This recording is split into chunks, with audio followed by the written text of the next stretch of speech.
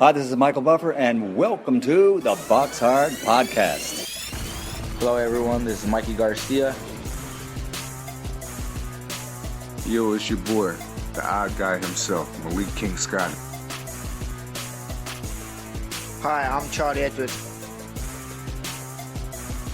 This is Fast Eddie Chambers, and you're listening to the BoxHard Podcast with my main man, Joey Coastman. Hello everybody and welcome to episode 103 of the BoxHard Podcast. I'm your host Joey Coastman. I'm joined as always by Mr. Ayaz Sumra. Ayaz, how are you doing, sir? I'm good, Joey. How are you? Very good, my friend. Very good. Right, let's jump straight into it. Let's waste no time. Let's get straight down to business. Part one, of course, the review part of the show. Let's start with that. Right, we're going to start with a card that happened last Thursday. That's Thursday the 28th of September. One fight really to mention. It happened over in the Montreal Casino in Montreal, Quebec, Canada. One fight to mention on the bill. Oscar Rivas, the former Olympian, 20-0. He moved to 21-0. He took on a man called Carl Davis Drummond. I don't really know too much about him, but his record was 31-4, so a good record there. And it was for the vacant NABF heavyweight title. Oscar Rivas actually knocked the man out in one round, so a very impressive win there for Oscar Rivas. He's actually a man, and I'm going to say this now. You know, there's other podcasts that have actually had on foreign-speaking fighters, like, for example, I think some other podcasts may have spoke to Rigondo. Now, we have completely decided to never interview a man that doesn't speak English because really and truly, there's no visuals to a podcast. It's just purely over the phone or whatever, you know, it's all audio. So what happens there is, if we're speaking to a man that doesn't speak English, we're just purely interviewing, a translator, an interpreter. So, we've never done that. And a man like Oscar Rivas, he's that kind of guy as well. We really, we've had good chats with him on Twitter and stuff like that, and he wants to come on the show, but we would need an interpreter. So we're not really interested in that. But, I said to him the other day, I said, I cannot wait until you start speaking English, and he basically turned around to me and said, I cannot wait until you start speaking French, because I think he speaks a bit of French and Spanish, so he cannot wait till I speak either of those languages. So he's got a bit of a sense of humour there, but we like Oscar Rivas here. 21-0 now, perfect record.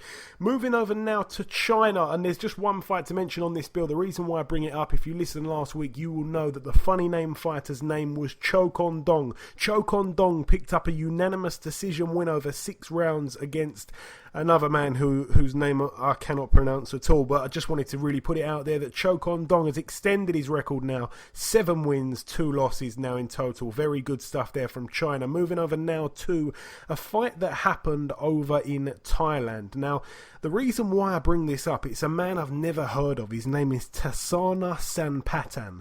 I'm not quite sure even which fight division he's fighting in, which weight division he's fighting in, but his record is now 43-0. He's one of these Thai fighters that has just had millions and millions of fights at such a young age. He's only 23 years old, and the bizarre thing about this, he picked up a knockout in round 2 on the weekend, and he actually took on an opponent who he's just listed as unknown.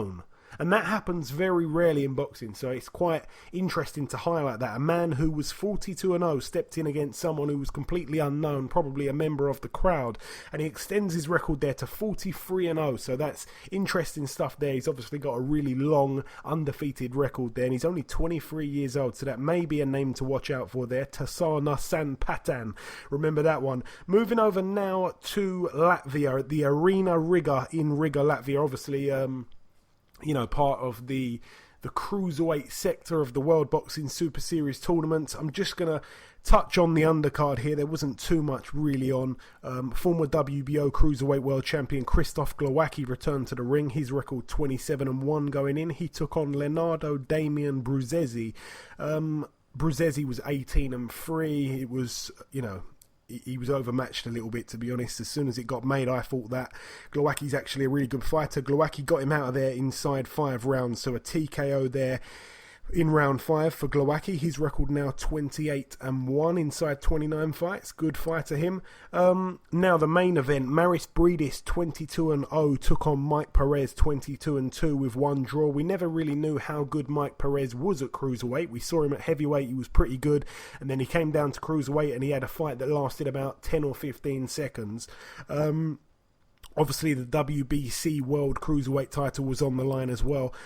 I don't know, for me, it was strange because I was watching the boxing that was on Sky Sports, and then when this fight was beginning, it was coming to the main event on Sky Sports. So I decided to completely turn the channel over from the whole Sky Sports card. So I watched it all up until the main event, and then I flicked over to the World Boxing Super Series card, because I was saying to everybody, this fight's the real fight. Forget about Stewie Hall and Paul Butler's rematch. I didn't think that was going to be a very interesting fight, and to be honest, I still haven't watched that fight. I was flicking back and forth, and I saw it went to points, that one. But anyway, this fight here, Maris Bridis. To be honest, Ayaz, I know that you watched it as well. I wasn't really impressed with Bridis. He looked a little bit one-dimensional. I must also throw in there that the referee of this fight was absolutely terrible. He really had a shocker, in my honest opinion. Kept telling off Perez. Perez felt like he was fighting two men in there. I don't know. I wasn't really impressed by Bridis, and I've been quite high on him before. I mean, this fight we didn't even give a prediction last week, guys. We both bottled it a little bit and sat on the fence because we really weren't sure which kind of version of Perez would turn up, and we weren't too sure which Bridis, I suppose, would show up with a tough Cuban. We'd never seen that, so it was kind of unknown. But the fight that I thought was going to be very intriguing, very interesting, very exciting throughout, especially with two men that can also punch hard, it just didn't seem to be that at all. It was very lackluster, and it was quite hard to watch. Actually, it was very boring. A real bad fight, in my honest opinion. Not much action, and I think that really and truly that's been the worst fight by a long, long way in this World Boxing Super Series tournament, cruiserweight and super middleweight. What did you make of it, Ayaz? I think it was a very good fight. Obviously, we know Bridis won the fight, yeah. I personally think now that Bridis is in the final now? No, he's into the semis now. He takes on Usyk in the next round. Oh, wow. So, yeah, I apologize, yeah. So he's got to the semi-finals, and he's fighting Alexander Usyk. Now, let me tell you something. Bridis is a very good fight, yes. He's WBC Cruiserweight champion. But in my opinion, you're fighting Usyk, like one of the best fighters in this planet, and in my opinion, the best fight in the cruiserweight division. If I'm going to go for a win, I'm going to have to go with a Usyk stoppage. I've got a feeling Usyk will stop Bridis. Okay, we will talk about that fight in more detail, obviously, when there's a date set for it, but I'm going to try and hold you to that, Ayaz, because I actually think that Usyk will probably beat him on points, so I'm going to try to remember that you picked a knockout here. That's if you don't change your mind from now till then. It just wasn't very, very spectacular, really. Bridis was trying to kind of fight at medium range, didn't really like it up close. Every time Mike Perez got up close, the referee would intervene. I think Perez have a point taken off, if I'm not mistaken, something like that. It was just bad referee, and it was just a boring fight. I think the two styles didn't really match up well. Perez is very awkward. Let's not criticise Bridis too much, but it wasn't very eye-catching, but nonetheless, he gets the win, and that's all what's important. He now moves to 23-0, Bridis, perfect record. And, this next round against Usyk, that definitely will be a fight that I think will be very good to watch. And for me, I think Usyk wins out on points. But moving over now to Sweden, one fight to mention over there. A man called Anthony Yigit, that's the man that took on our very own Lenny Dawes and beat him pretty easily. Yigit moved to 20 wins. He's, of course, got one draw. He picked up a win this time against Sandor Martin, whose record was 29-1. He was actually a good fighter, and Yigit successfully defends his EBU European Super Lightweight title there. Moving over now to the Borough Hall in Hartlepool, County Durham, United Kingdom. One fight to mention on this bill, also for the EBU European super bantamweight title this time though. Abigail Medina came over here. His record 17-3 with 2 draws going in. He took on Martin Ward 25-3 with 1 draw. Ward was knocked down twice in that second round and it was real brutal stuff. Abigail Medina picked up the TKO in round 2 and I haven't actually seen it, but from what I've been told, it was a really, really brutal knockout, and everybody ringside was very worried about the health of Martin Ward, but eventually he did get up off the canvas, and it was good to see him get back to his feet there. But yeah, Abigail Medina with a bit of a statement there. His record now 18-3, 2 draws as well, and also Martin Ward now 25-4 with 1 draw. That's it for that one though. Moving over now to the Echo Arena, Liverpool, Merseyside, United Kingdom. Couple fights to mention on this bill. We're going to start with Natasha Jonas. She took on Bohana Libazuska, whose record was 5-24. It was a knockout in the 4th and final round there for Natasha Jonas, so her record now 2-0, a perfect one there. I didn't see the fight. I don't even think they didn't show any of it, I don't think, on the Sky card as well, which is quite surprising, really. Also on that bill, Derek Chisora, 26-7. His first fight with Matchroom Sports took on a man called Robert Filipovic, whose record was 4-2. Filipovic actually had a point deducted as well for holding. It was only a 6-rounder. I did say this on last week's show. I thought that Derek Chisora was going to probably knock the guy out and look spectacular doing so. And then everybody would kind of say, oh, this is Derek Chisora 2.0. It's going to be great when he fights for the European title and, when he fights Dillian White again or something like that. But surprisingly, and I know that Chisora's got a bit of a boring style at times when he's not in there with a with a guy that kind of brings it to him. Because if he's got a guy that brings it to him, comes at him, then it can be quite exciting. But if he's got a man who's going to just sort of box on the back foot, it's quite a bore fest, really. That's just the way Chisora's style is. And yeah, he actually knocked the man out in round 5 of 6, so a good knockout win for Chisora there. His record now 27-7, but they didn't show any of it on the Sky Sports card. I thought they could at least show him knocking the guy out if it was impressive. Again, there's no footage of it, so maybe the referee just jumped in and it was one of those dodgy stoppages. But yeah, if he completely blitzed him, I think they'd have probably shown some kind of clip of that and had everybody like, ooh, that looks good. But yeah, that's it for that one. Moving up the bill now, Anthony Fowler, he moved to 3-0. He actually knocked out Jay Byrne. Jay Byrne, who'd previously shared the ring with Felix Cash, and I think it was it wasn't Joe Cordin, it was Josh Kelly and Felix Cash, and both of those guys fouled to stop him, but they managed to pick up the win ultimately. Anthony Fowler made a bit of a statement here. He stopped him inside 4 rounds. Jay Byrne was down twice in that 4th round. It was scheduled for 6. Didn't need those extra rounds. Really impressive there from Anthony Fowler. He's definitely been working on his power with the guru, Dave Caldwell. Also on that bill, Scott Fitzgerald picked up a TKO in round 5 against Bradley Price. That's a big step up for Scott Fitzgerald there, so he looked good doing that, and that's an impressive name for his resume in just under 8 fights there. Also on the bill, Tom Farrell, 13-0, took on O'Hara Davies, 15-1. Obviously, O'Hara, we've got to give him a bit of credit, whether we like him or not. He stepped in there with another unbeaten man right on the back of his loss, and his very disappointing loss, and he'll admit that himself, to Josh Taylor. O'Hara just absolutely blitzed Tom Farrell. As soon as he was letting his hands go in combinations, Tom Farrell couldn't deal with it. The big right hand coming from a bit of a distance with those long arms of O'Hara when they were fighting at long range. O'Hara just couldn't miss with the right hand. Tom Farrell, he just couldn't take his shots. It was as simple as that. And O'Hara just looked so big in there next to Tom Farrell. He just looked a lot bigger than him physically, a lot stronger. He was the one pressing. He was the one on the front foot the whole fight. And O'Hara just completely overwhelmed him and stopped him inside 6 rounds, which is what he predicted he'd do as well in the press conference. So credit to O'Hara there. Again, if we like him or not, you've got to give him credit. He showed a bit of character there, especially in his opponent's backyard in the fiery Merseyside, where they don't really like him too much, I don't think. And also the WBA International Super Lightweight title was on the line there, so O'Hara Davies picks that belt up. And to be honest, he actually showed some good sportsmanship after the fight. big credit again to Tom Farrell. I think his corner probably should have took him out the fight a little bit earlier, but it was what it was. His record now 13-1. O'Hara Davies now 16-1. Also on the bill, Sean Dodd 14-2 with 1 draw, took on Tom Stalker 12-2 with 3 draws. This one was for the Commonwealth lightweight title. That's Sean Dodd's belt. I want to just back up a tiny bit, actually. We went with some predictions last week, Ayaz, and I know that you predicted for the O'Hara Davies fight, you predicted a knockout for O'Hara Davies. So did I, and so did our listeners. So that one there, we all picked up a point there, so that was very, very good for all of us, and the scores pretty much stayed the same in terms of who's in front by a point and all that stuff.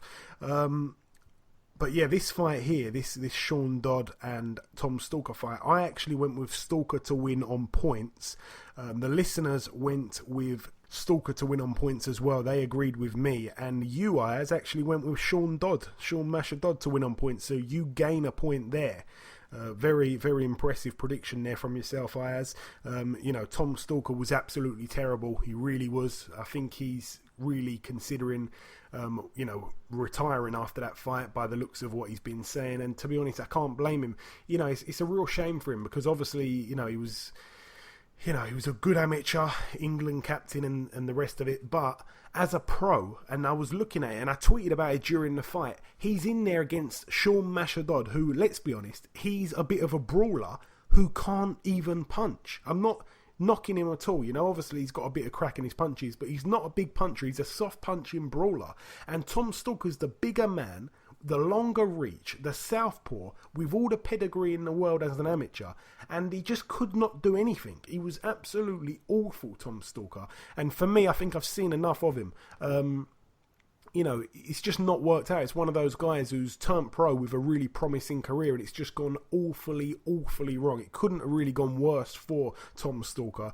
And, to lose to Sean Masha Dodd, where on earth do you go from here?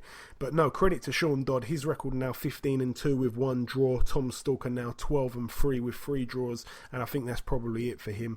Moving up the bill once again, Rocky Fielding 24-1 took on David Brophy 19-1 with 1 draw. Remember, we both said that these two men have took on 2 guys where they've stepped it up a little bit. Callum Smith knocked out Rocky Fielding, and George Groves knocked out David Brophy. Brophy was coming off the really impressive win over Zach Dunn in Australia, if I'm not mistaken.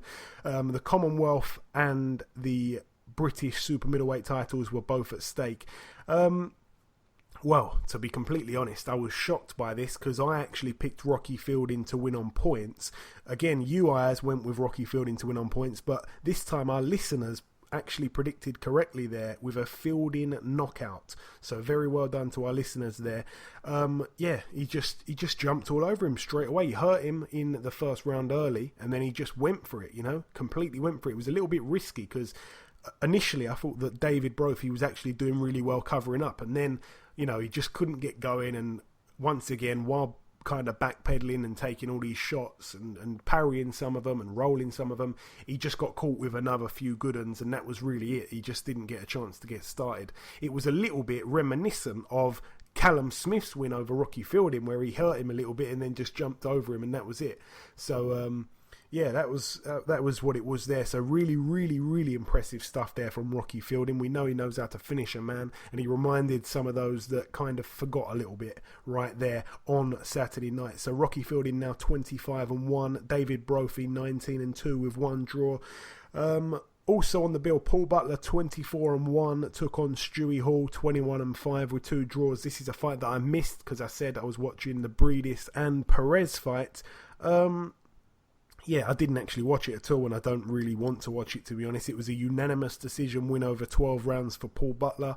We knew that was going to happen anyway, to be completely honest. I predicted a Paul Butler win on points, so did Ayaz, and so did our listeners. So we all knew it was going to happen, and that's the proof of it. And it just was what it was. Stewie Hall just looked, from the little bits I did see, he just looked to be, just getting beat to the punch, really. Time and time again, he just looks a little bit of an old man, but he's as tough as nails, isn't he? So credit to him for lasting the distance. I mean, credit to Butler, really. He gets his first win as a matchroom fighter, but yeah, it wasn't the most impressive thing in the world from what I've seen. But that is all the fights that we predicted on. So Ayaz gains 3 points out of 4, so he does really well there. Our listeners also gain 3 points out of 4, and I gain 2 points out of 4, so 50% success for me there. So the scores at the moment, the prediction league at the moment is I'm on 5 points, Ayaz has caught me up, he's also on 5 points, and our listeners are on 4, so it's very, very close. It just goes to show we all know what we're talking about. Even our listeners know what they're talking about. We know what we're talking about also. It is exciting. Right, that's it from the Echo Arena. Moving over now to the House of Blues in Boston, Massachusetts, USA. Gary Spike O'Sullivan, 25-2, took on England's very own Nick Quigley, 15-2. I actually watched this fight. Somebody tweeted about it saying, yeah, you know, you can watch this stream if you want to watch it here. And I clicked on it, started watching it, and as soon as the video started playing, literally the referee went, you know, both of you touch gloves. It was in the centre of the ring before the fight, so I tuned in at the very, you know, the perfect second. I missed everything, all the build up. It was just straight away fight time. To be honest, Spike started very quickly for me. He was starting a little bit too quick. You know, he landed some good shots in the first round, don't get me wrong. I can't remember which shot it was now, but he hit Quigley with a really, really good shot, and seemed to buckle his legs a little bit. But again, he was a little bit careless and he got caught a few times himself, but ultimately he just bludgeoned him, to be completely honest, over 4 rounds, and he picked up the TKO in round 4. So very, very impressed there from Spike O'Sullivan. He wanted to look quite eye-catching on ESPN, and I think he did that really convincingly, really well. So Spike O'Sullivan now 26-2, Nick Quigley 15-3. Both men, I think, if I'm not mistaken, may have even gone to a bar after the fight. There was a picture of them both, you know, arms in arms, both happy. That's what we like to see in boxing, proper gentleman sport. Moving over now to Sunday, there was just one fight I wanted to mention really at the Gentleman Fight Club Boxing House in Budapest, Hungary. I just really wanted to throw this name out there. Richard Barangi, that's the former opponent of Anthony Yarde. He actually picked up a knockout in round 2 against a man called Victor Slazai. His record was 19-56, but yeah, Richard Barangi, his record now 19-2, so very, very happy for him. He took a bit of a pasting from Anthony Yarde, but that's really it from the review, and we're done with that. It's now time to welcome our very first guest. Ladies and gentlemen, please welcome the unbeaten middleweight prospect, Mr. Alantez Fox. Alantez, welcome to the show. Thank you. I appreciate you having me here. Hey, it's my pleasure, my friend. It's my pleasure. So in order to let our listeners know, those listeners that may not be too familiar with yourself, can you just tell us, Alantez, how did you get into boxing in the very beginning? Well, I was playing football and basketball with some guys that were a little older than I was. Organized sports, of course. And my dad, who is the biggest fan of boxing I ever known, found out that they were all going to a gym. Now, him being the dad he is and being the fan of boxing he is, also put me in there. And, I mean, that's all she was after that. And I want to ask you as well, because I don't know of it, if you had an extensive one or not at all. Did you have any kind of amateur career? I did. I had close to 200 fights. My last amateur tournament was the under-19. I won that. And I won the Ringside World Championships a couple times. But like I said, about 200 amateur fights. Oh, wow. Excuse me for not knowing that, actually. No, it's fine. So obviously you turned pro in 2010 at the age of 18. Now you are 25 here today. Your record at the moment, 23-0 with 1 draw. You're also ranked 12th by the IBF and 9th by the WBO. I want to ask you also, who is the best fighter that you've fought as a pro so far, and also the best fighter that you've sparred with in the past? I think one of the best fighters I've ever sparred with would have to be Lamont Peterson. That was he was one of the first people to ever bring me into the pro boxing game. He showed me a lot of tricks. He still, every now and then we get in there, he still shows me a lot of tricks. And this gives me more insight on what being a pro is. I guess the best person I fought so far, I'm trying to think. I guess you could say Patrick Day. He was undefeated. Frank Laws at the time was also undefeated. I can't take that from him. Yeah, though, I guess those are some of the best guys. Yeah, no, fair enough. Yeah. Yeah, obviously, Lamont Peterson, a big name, a man that's been around for a long time now. What I do want to ask you about as well, the thing that stands out to me most is obviously that you stand at 6'4", which is humongous for a middleweight. But even more crazy, I knew of your brother's name, and I had no idea that he was actually your brother, and he's only half an inch shorter than you, and he makes 140. How's that possible? Yeah. Man, we have a system, man. It's a major system, and it's not easy at all. I will never tell you that it's easy to make the cut. I wouldn't believe you if you told me it was easy. Right, but like I said, we do it, and we don't complain about it, and we get the jobs done. I think my brother will be moving up soon too. Yeah, a few weight divisions. Yeah. But obviously, getting on to what's next for you in your career, you'll be fighting on October the 21st in New York against the former two-time junior middleweight world champion Demetrius Andrade. Now, Demetrius is also undefeated like yourself. We've had him on this show as well before, and in my opinion, he's heavily underrated. I think he's a very, very good fighter. What do you make of him as a fighter, Alantez? I think he's also a really good fighter, man. I think he just had some bad business deals, I guess. But this isn't the best business deal for him at all, being as though he's coming up in weight class to fight me. But, I mean, it is what it is. Like I said, I respect everything he's done.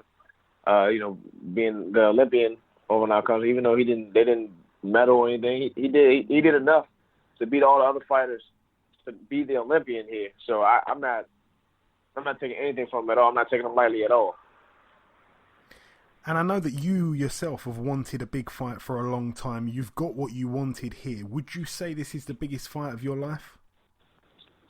To date, of course. This is the biggest opportunity in my entire career thus far, and I plan on trying to make the best of it. And do you give Demetrius a lot of credit also, as you said there, to move up in weight, to take a fight like this against an undefeated guy, and not just your average middleweight in yourself, but also, being as tall as what you are? Do you give him a lot of credit moving up and taking on somebody like yourself? I definitely do. I definitely do give him a lot of credit. I'm not sure that this was his first choice at all, but, like I said, business is business. And I guess they're ready for him to prove himself. He does do a good amount of talking. Was a good amount of talking at junior middleweight. So I guess they need him to prove himself at middleweight now. And obviously, we're not going to look past Andrade at all. It's a really good fight. It's a 50-50 fight, some may say. But as you're highly ranked in the WBO, obviously the UK, our very own middleweight champion, Billy Joe Saunders, have you seen much of him? Do you rate him much? I did watch Billy Joe Saunders' last fight against Willie Monroe. It was a pretty good fight. That was actually a pretty good fight. But there's a reason he's the champion, and there's always going to be a reason. If somebody goes and gets a belt, a major belt like the WBO, there's a reason he made it there. So I won't say anything bad about him, but I would love to fight him. Yeah, no, of course.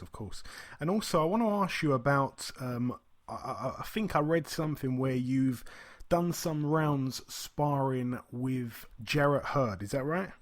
Oh, yeah. I do a lot of rounds sparring with Jarrett Hurd. And how's that work for you guys? It's really good. It's really good work. You can probably get people to pay to watch that work. When he won the IBF, I was basically his main source of sparring. So we put in a lot of good rounds together. And of course, he's got a really, really good fight coming up as well. Obviously, against Austin Trout, former world champion. That's coming up this week. That's next weekend, isn't it? Yeah, next weekend. I apologise. How do you see that fight playing out? It's a really good fight, really big step up.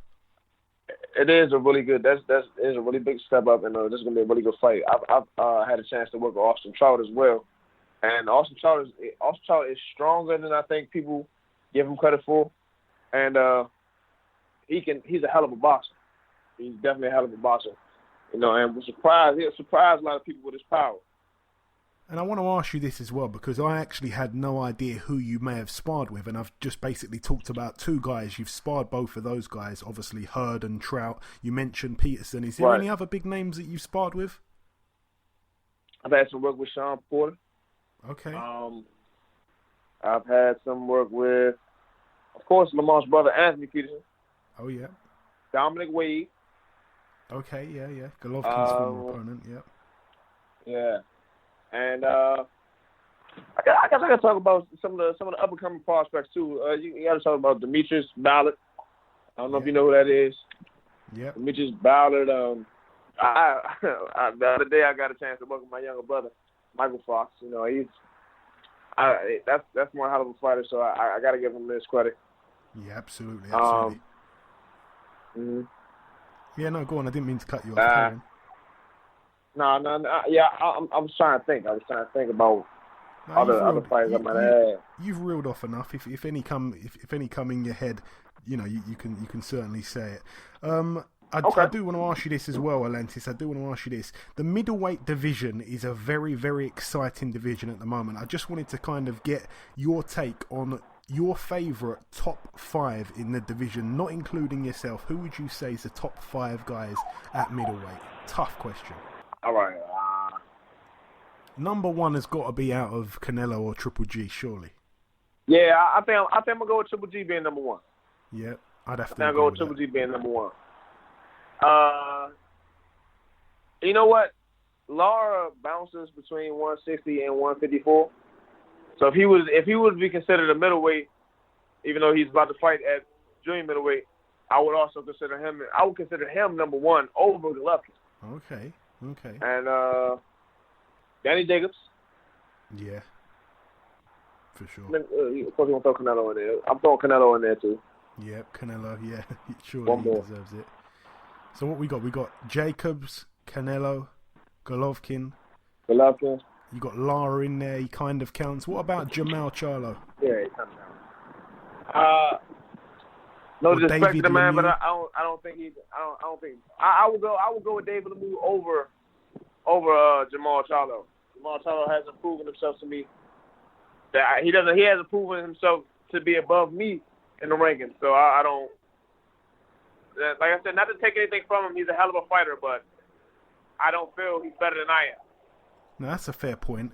And another fight I want to throw at you now that you mentioned Danny Jacobs there. He's obviously taken on a young prospect, a man who's in a similar kind of position as you, where he's been wanting a big fight for a long time. He's got it as well. Obviously, that man being Luis Arias. Do you see that as a close fight? Who do you favour in that one? I actually favor Danny Jacobs, man. I feel like Luis Arias might get hit too much, and Danny Jacobs has some good power. So. This is that. I mean, it may be a really good fight, you know. And did you happen to see their press conference? I saw clips of it. It's been a busy week. Oh my God, the press conference was ridiculous. Like I saw Danny Jacobs kind of trying to play it cool, but Luis Arias kind of exploded. Like, man, you've been down. I can't believe this. That and third. I'm gonna knock this guy out, bro. I'm like, man, you know, This is a bit much to just bite off, and don't bite off more than you can chew. No, of course not. Not in this boxing game.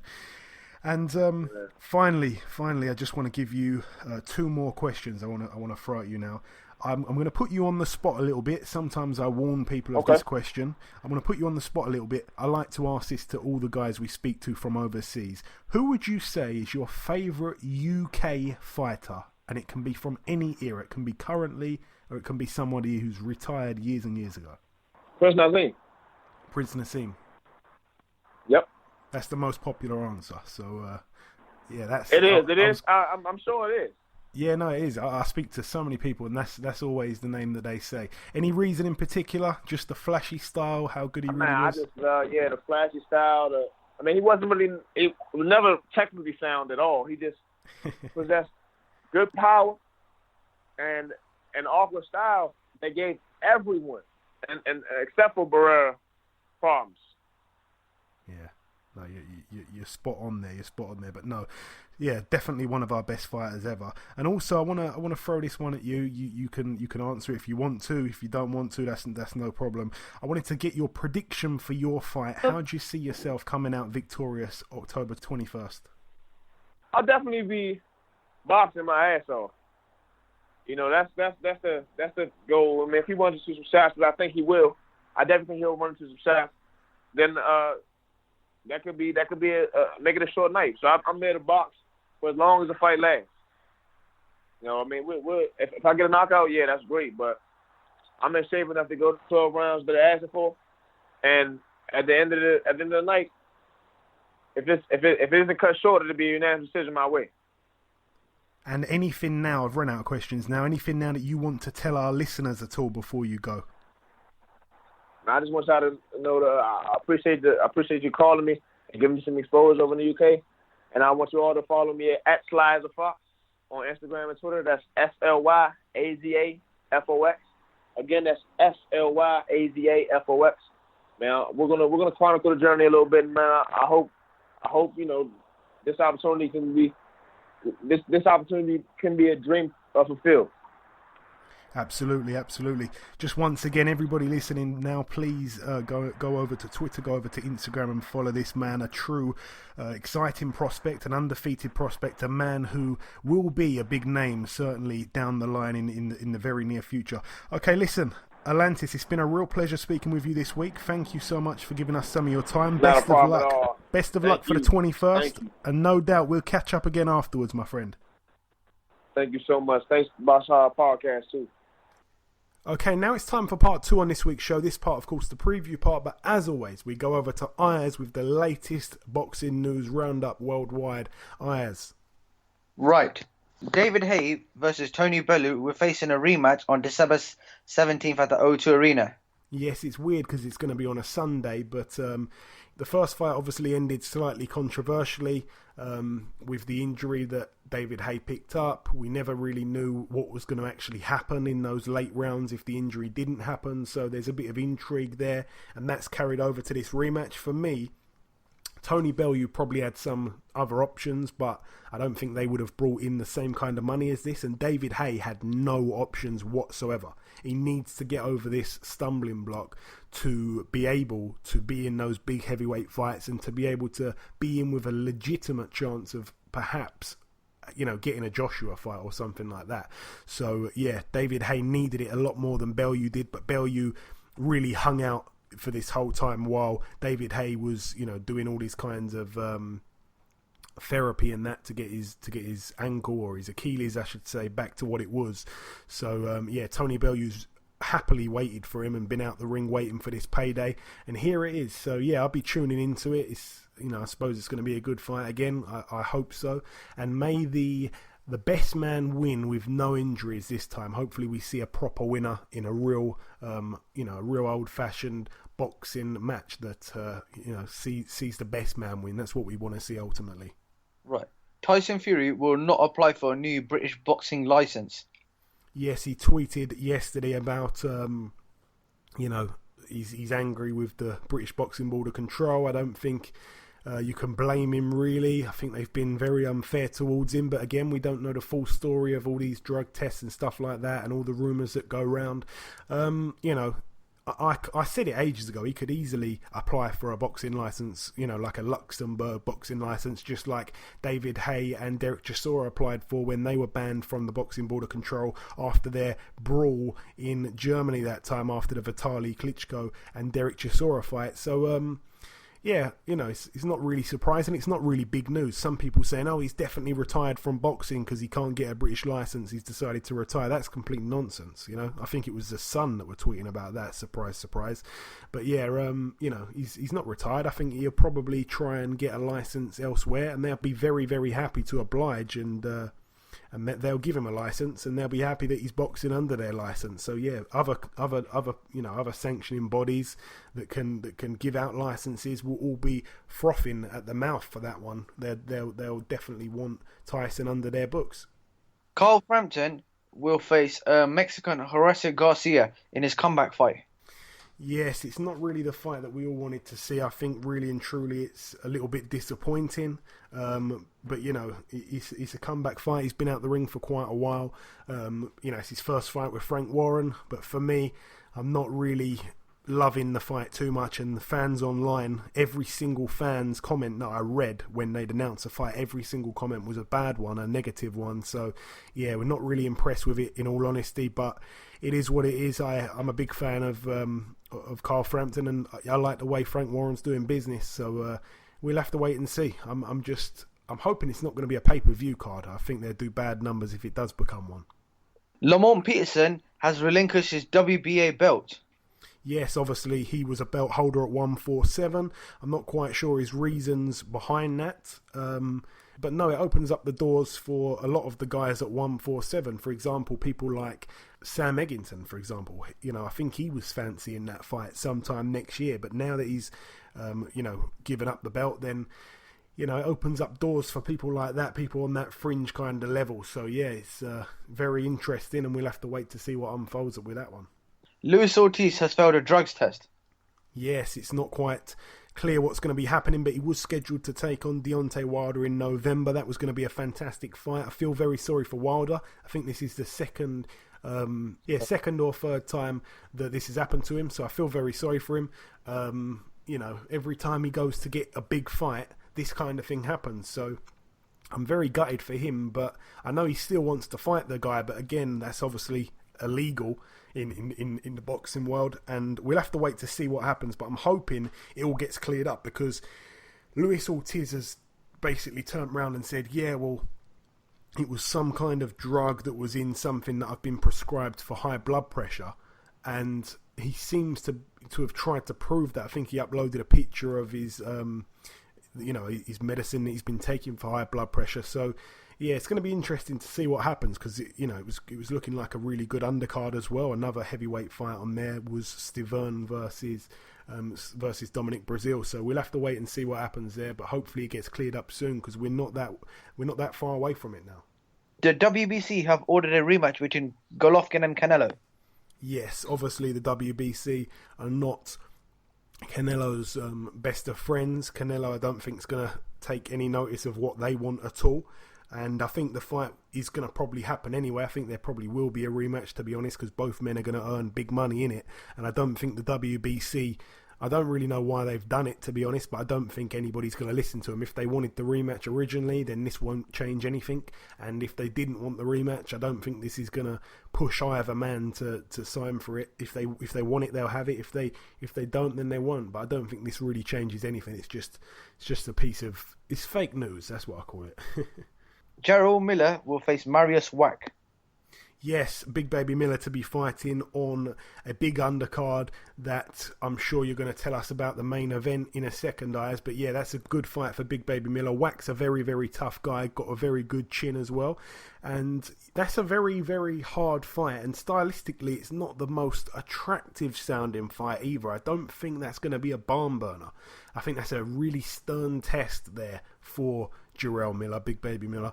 And yeah, it's an intriguing one, that's all I can say. But no, I'm looking forward to it. I like Big Baby, he's got a big personality. I'd like to see him face Dillian White, but yeah, I think that fight may even happen down the line. But no, this is a decent fight. Tell us about the main event of that card, though, Ayaz. And finally, Danny Jacobs will face Luis Cuba Arias in the main event.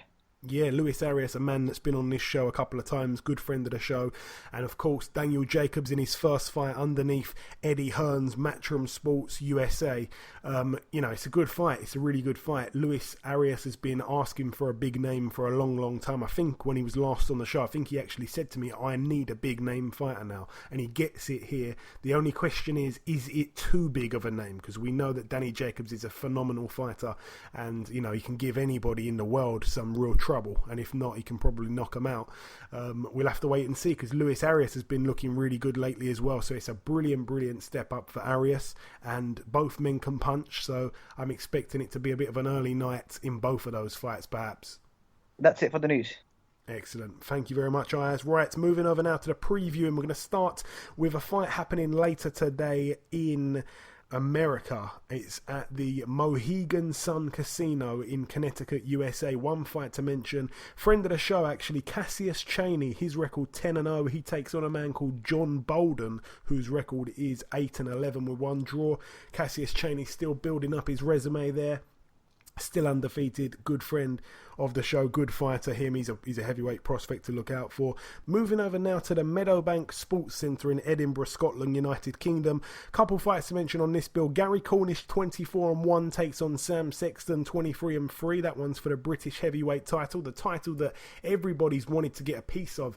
You know, Ian Lewison wanted it for a while. I think Joe Joyce was probably eyeing it up. I think that Dave Allen wanted it for a while. You know, everybody wants it, and it's going to be contested between these two guys. Should be a good fight though. Yeah, it's quite a good one, that one, to be completely honest. Also on the bill, Stephen Simmons 17-2. The Scottish cruiserweight takes on Simon Barkley 9-1. That should be a good fight as well. Simon Barkley, a tad underrated. That one's for the vacant IBF East and West Europe cruiserweight title. Moving over now to Germany, Chris Eubank Jr. 25-1 takes on Avni Yildirim 16-0. The press conference was very fiery this week. It's for the IBO World Super Middleweight title, of course. That is Chris Eubank's belt. Firstly, Ayaz, I want to go over to you on this one. Of course, it's another fight in the World Boxing Super Series tournament. This time it is at the Super Middleweight division. How do you see this one unfolding, Chris Eubank Jr. versus Avni Yildirim? I've also asked the Twitter listeners and followers what they think, so we're going to give our predictions on this one as well.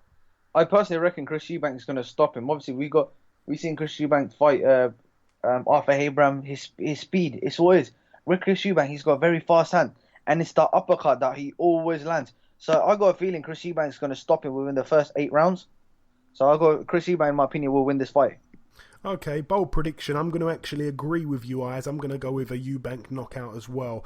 We've actually asked a poll on Twitter, of course, and our listeners have gone with Eubank to win on points. I think it's a wise choice to go with him to win on points, to be honest, because I don't really know if his power ever was fantastic at world level, especially, going up to super middleweight. And this man here has never lost. He's never been stopped, obviously. So, we're going a bit bold there, Ayaz, but I am in agreement with you, to be honest.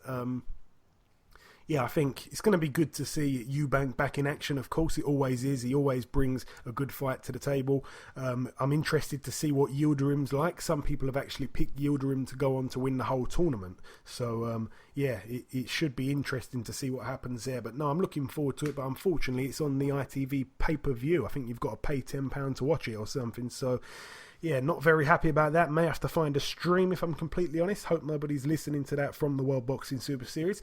Moving over now to... In fact, I'm going to mention a couple of fights on the undercard, actually. Stefan Hartel's on the bill. His record 14-0. He's a really good prospect. He's in a 10-rounder against Viktor Polyakov, who's 13-1 with one draw. That should be a really good fight there. Hartel's pretty good. Firat Arslan's also on the bill as well. His record 40-8 with 2 draws. He takes on Mauricio Barragan, whose record 16-2. That's a 10-rounder there. Also, Zach Parker. He's in an 8-rounder. He just...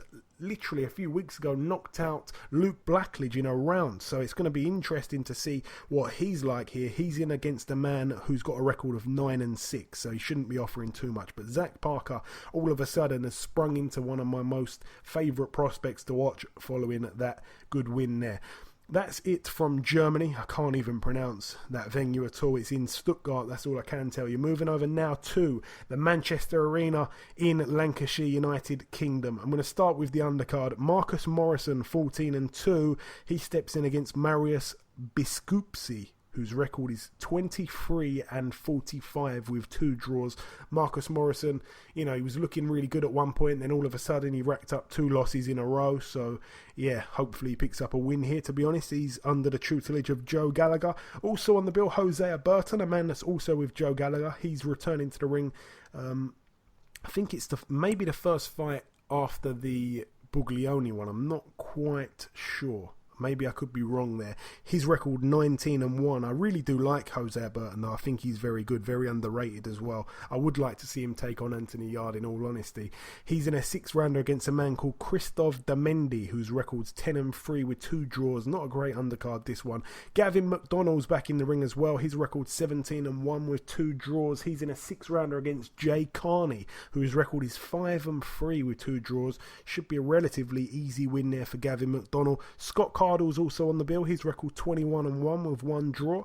His opponent's yet to be announced. That's a 6-rounder there. Conor Benn's on the bill as well. His record 8-0. He takes on Nathan Clark, who's 5-1 with 1 draw over 6 rounds.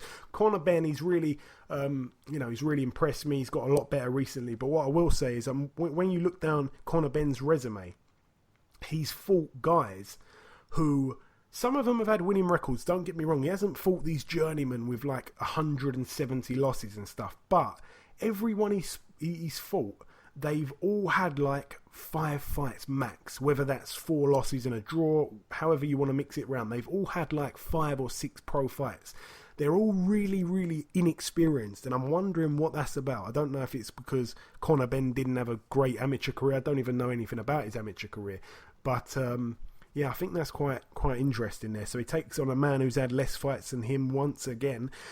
Robbie Barrett's also on the bill. His record 15-2 with 1 draw. He puts his British lightweight title on the line here. Of course, he took that title away from a man on the undercard that we just mentioned, Scott Cardle. He takes on Lewis Ritson, though. Lewis Ritson, 12-0, perfect record, 12-round fight, that one. That should be interesting. I'd like to see what happens there. Sam Eggington also on this bill. His record 21-3. He fights Mohamed Mamoun, who's 18-2. And it's for the EBU welterweight title. That's Sam Eggington's belt. Of course, he won that from Seferino Rodriguez in his last fight. Brutal knockout. I remember that one. Sam Eggington just looking better and better every fight, really. But he's in there with a guy here, Mohamed Mamoun, Ayaz. I don't know if you know too much about him. I'm guessing probably not. How do we see this fight unfolding? Sam Eggington and Mamoun. I think he's 18-2. I don't think he's been stopped in the 2 losses, though, if I'm not mistaken, without trying to go and check again. I'll tell you one thing. Sam Eggington, he's won British Young Fighter of the Year recently, right? That kid, Sam Eggington, he's improving fight after fight. We've seen his last 2 fights. He stopped Paulie Malignaggi. I remember saying that I personally thought Paulie Malignaggi would have beaten him. He proved me wrong. He fought Frankie Gavin. Before that, stopped Frankie Gavin. Sam Eggington is one fighter that keeps on improving day by day. And I got a feeling he's going to stop this fight, and I got a feeling he's going to have a shot at a world title soon. And in my opinion, I reckon he's going to fight Jeff Horn. And I got a feeling that's going to happen. And this fight on Saturday, Sam Eggington, I got a feeling he's going to stop him. I don't know, it's hard because you know that obviously, Bradley Skeets around that Jeff Horn fight, so's Gary Corcoran, and obviously Sam Eggington's fighting now, so he probably won't be fighting again until next year, especially, stepping up to world level. So I don't see that one happening. Maybe it happens down the line if Jeff Horn actually beats one of these guys that I mentioned there and he's still the champion, which I don't know if he will. It's all a bit mad at the minute. We've asked our listeners what they think, and a whopping 89% of them have gone with Eggington to win by knockout. So I'm going to go with Eggington on points, actually. And Ayaz, of course, goes with Eggington by knockout there as well. Moving up to the main event on this one. Again, people are saying this is a great fight. It's kind of annoying because I think this is a terrible... Let me choose my words carefully here. It's a good fight because both of them have... especially Ricky Burns, has deteriorated so badly that it's actually viewed as not even a 50-50 fight, but actually some people think Anthony Croller's going to win this fight. He's the favourite to win. So Anthony Croller, obviously 31-6 with 3 draws, takes on Ricky Burns. It's a 12-rounder, no title on the line. Ricky Burns 41-6 with 1 draw. I have been bashing Ricky Burns for ages, saying that he's completely washed up. He's no good anymore. I've been a little bit harsh, to be honest. I do like Ricky Burns as a person. Anthony Croller, I like him as a person as well. And I was looking down his resume as well, and when you actually look at Barroso, I mean, it was a decent win, and some of these other wins, they were okay, and then he just got completely schooled by Linares. 110%, and if there's a bet on it, I'm going to go and check it out. If there's a bet that says this fight goes to the distance, I would put my house on that, because this fight 100% is going to the distance. Nobody's knocking nobody out. That is 100% guaranteed. If that does not happen, if someone gets knocked out in this fight, I'm going to do something wild. I might have to just like do the next few podcasts in a Chris Eubank senior accent. That's what I'm going to do. Hold me to that for the next 10 podcasts. If somebody gets knocked out for the next 10 podcasts, I'm just going to do the whole 10 of them in Chris Eubank senior's accent. I'm just going to have to be like, hello everybody and welcome. This is the BoxHard Podcast. I'm going to have to just do it like that, Ayaz. I'm going to be honest with you. That's what I'm going to have to do. So, yes, Anthony Crolla, Ricky Burns. How do you see it going, Ayaz, this fight here? Oh, this is a good fight. It's a make or break win for both fighters, in my opinion. I got a feeling, obviously, if Crolla wins, he's got another chance of having another shot at a world title. If Ricky Burns wins, we know that there could be a battle of Scotland where it could be Ricky Burns versus Josh Taylor. Because I remember after the Taylor fight, after Josh Taylor beat O'Hara Davis, they got Channel 5 had got Josh Taylor for an interview, yeah, and Ricky Burns was right next to him, and they said, how about a fight in the future? And Ricky Burns said I got my future opponent set to fight first, and then if I win, we'll probably think of that in the future. So for me, in my opinion, it's a 50-50 fight. I can't really choose an opponent. I'm still on the fence, and obviously, it's a very good fight. I like Anthony Crolla. I think he's a good fighter. He's fought Linares. In my opinion, I think Linares is one of the best fighters in this planet. He got beat. Linares beat him twice though. He's fought stopped Darlis Perez. He drew against Darlis Perez first. Stopped Darlis Perez. Was losing the fight against Ishmael Barroso. Stopped Ishmael Barroso and then lost to Thing. We know that Ricky Burns has fought a very good fight as well, but I don't know. It's a 50-50 fight. I can't decide on a fight with this, and I think this will be a very, very good fight. Ayaz, I'm not letting you sit on the fence. It's a 50-50 fight. Everybody knows that I'm going to have to push you for a winner. Okay, if I'm going to have to go for a winner, I'm going to have to go with probably Ricky Burns on points. Really? I don't know, I really don't know. Go on. I didn't want to cut you off. Go on. I'll tell you the reason why is that is because Ricky Burns, if he wins that fight, there's that big Battle of Scotland fight, Josh Taylor, which the fans want to see. Obviously, Ricky Burns, I know he's done his bit. He's a 3-weight world champion. If Ricky Burns beats Crolla, he'll fight Josh Taylor, and I think Josh Taylor will stop him, and that's when he retired. That's what I've got a feeling. Yeah, again, as you said just there, it's a make or break fight for both men. I think really and truly it's almost a break or break fight for both men, because both men are 100% at the back end of their careers. I don't think either man can win a world title from this point unless you get served up somebody like that guy that Ricky Burns got served up. What was that guy's name? The Italian guy that was absolutely dreadful. What was that guy's name again? Michele De Rocco. Yeah, that was just a complete joke. Unless one of them gets fed someone like that for a vacant title, they're not winning no titles. Both guys, I can guarantee you that. Firstly, I can see, I'm not going with this as my prediction, but I can actually see a draw. I can actually see a draw here. But I think I was going to go with Ricky Burns on points. The reason why I was going to go with that was because everybody thinks that Crolla is going to win on points, including our listeners. So our listeners have gone with Crolla to win on points, 67% going with that.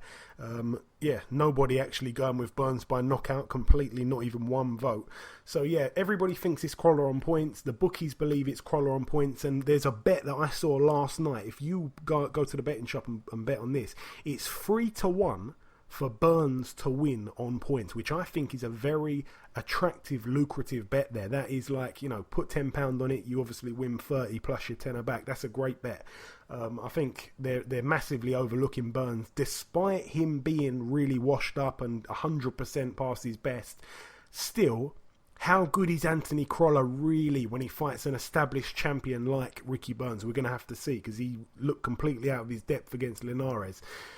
I'm being a little bit harsh, I know, but, I've got to say it how it is. I'm going to go with Ricky Burns on points. You're agreeing with me, Ayaz. I only went with Ricky Burns on points because I thought you was going to go with Crolla on points, but I'm going to stick with my guns and still go with Ricky Burns. So me and you both reckon Ricky Burns on points. Our listeners go with Crolla on points.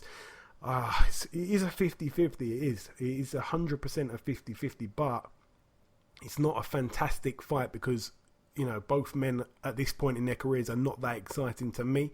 What do you think? You can tweet us on Twitter at BoxHard Podcast. Let me know if I'm being too harsh. You can let me know. You can give me a little bit of a telling off. Right, moving over now from the Manchester Arena to York Hall, Bethnal Green. A couple fights to mention over here. One fight to mention on the undercard. Asinia Byfield, 13-1, takes on Tony Dixon, 10-1. Asinia Byfield really impressed me last time out when he took on Sammy McNess. I was there for that fight just before the riot kicked off in the Copper Box.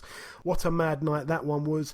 Also moving up the undercard once again, Robin Dupree, 12-0, takes on Luke the Duke Watkins, 11-0. Obviously, Luke the Duke, a man being trained by Paddy Fitzpatrick. Paddy Fitzpatrick, been on the show before, a good trainer. That one's for the vacant Commonwealth Cruiserweight title. It's two men undefeated, and I tell you what, I might try and get down to that card because that is a really decent card. Even though there's not many fights on it, there's a couple of really intriguing ones. I don't think.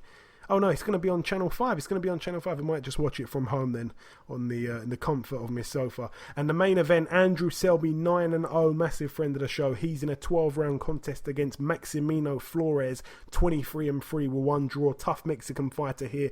It is an eliminator for a world title there. So it's a big fight being brought to Bethnal Green there at the York Hall, and that is being brought by Cyclone Promotions. So all the very best to everybody involved there. And that wraps up the previewing. We've done all the talking, we've done the news, we've done the reviewing, and now we've done the previewing. There's one last thing to do before we close out part 2, and that of course is to welcome guest number 2. Ladies and gentlemen, please welcome the former IBF lightweight and WBA junior middleweight champion of the world, Mr. Vinny Paz. Vinny, welcome to the show. Welcome. I am glad to be here. Thank you for having me on. It's my pleasure, sir. It's my pleasure. So, Vinny, I just want to spend a couple of moments looking back over your career. Then I'd like to obviously talk about your very own movie that's come out recently. So, of course, Vinny, you turned pro in 1983. Back then, you were under the tutelage of the late Lou Duva, right? Yes.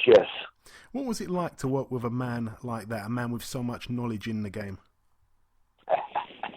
Lou was a trip. He was, if he wasn't eating, he was boxing. He was helping boxers. Lou was a good guy, but everybody's got their flaws. He was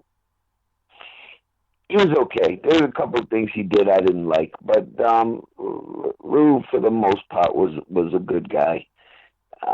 It's just the boxing game itself is a corrupt industry, and not subjecting just the boxing game, because that's life. There's everything. Everybody in life, is out for themselves, and you got to do what you got to do. But I'm not all that happy with the things that went on in my career and stuff. And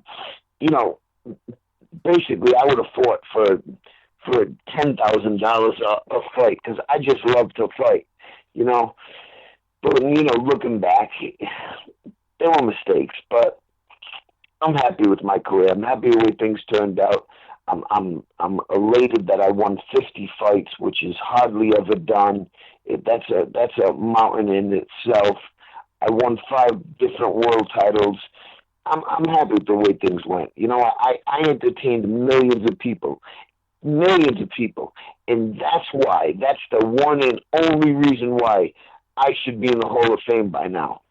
I don't know what's going on with that, but I do know, because life's all about money, and it's because my movie didn't do what it should have done, what it could have done, because of the producers that were on it. But my movie, it didn't do like Mickey Ward's movie. Hit was great.